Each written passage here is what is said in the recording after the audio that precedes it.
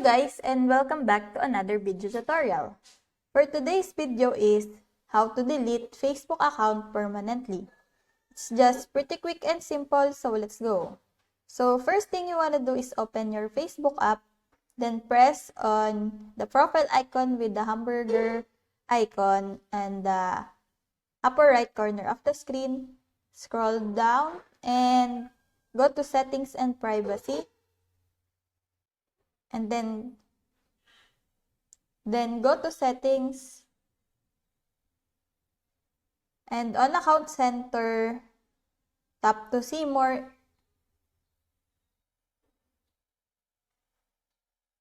then tap the personal details, then account ownership and control, then here on deactivation or deletion.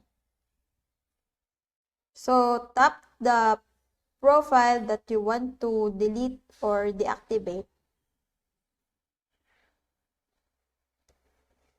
And here, there's a note that if you want to take a break from Facebook, you can temporarily deactivate the account.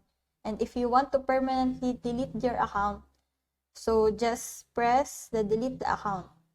And just press continue and just follow the steps next.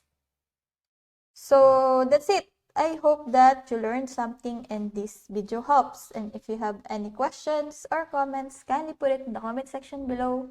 And make sure to subscribe and like to our channel. Thanks!